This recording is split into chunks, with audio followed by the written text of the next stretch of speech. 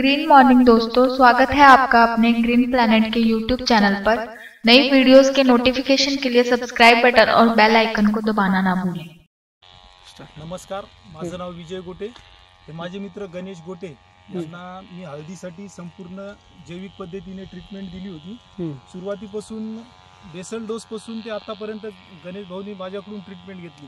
तुम्ही पाहू शकता या हळदीवर कुठल्याही प्रकारचा करपा नाही, फुटवे चांगले आहेत आणि हळदीची ग्रीनरी आणि सरीकडे आणि हा शेजारीच एका शेतकऱ्याचा दुसऱ्या शेतकऱ्याचा प्लॉट आहे जो की रासायनिक मध्ये पूर्ण केमिकल पद्धतीने चालू आहे। ते केमिकल पद्धतीने केलेले तर याच्यावरती आपल्याला बघा करपा वगैरे याचं प्रमाण आहे आणि हळदीची वाढ जशी पाहिजे तशी नाही, ग्रोथ झालेली नाही, ग्रोथ पण झालेली नाही, जास्त पिवळेपणा याच्यात पाहायला आपल्याला मिळतो। शेजारी शेतकऱ्याचा प्लॉट आहे आणि तो याच्या बाजूलाच हा गणेश भाऊचा आहे। म्हणजे जास्तीत जास्त 3 फुटाचं डिस्टन्स आहे दोन्ही प्लॉटच्या मधामध्ये।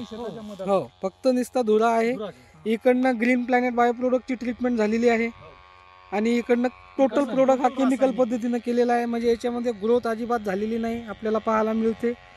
आणि एकसारखी शेत एकाच तोडीचे शेत आहे आणि पानाचं रुंदीकरण नाहीये, करप्याचं प्रमाण भरपूर आपल्याला पाहायला मिळतं आणि त्यानंतर ग्रोथ पाहिजे जशी पाहिजे तशी इथं झालेली नाही आणि इथली आपल्याला ग्रोथ एकदम जास्त पाहायला मिळते आणि वाढही भरपूर वाढ चांगली झालेली आहे। पानाचं रुंदीकरण भरपूर आहे,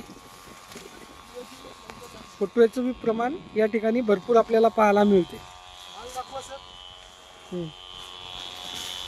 या ठिकाणी माल आपल्याला पाहायला मिळेल आणि माल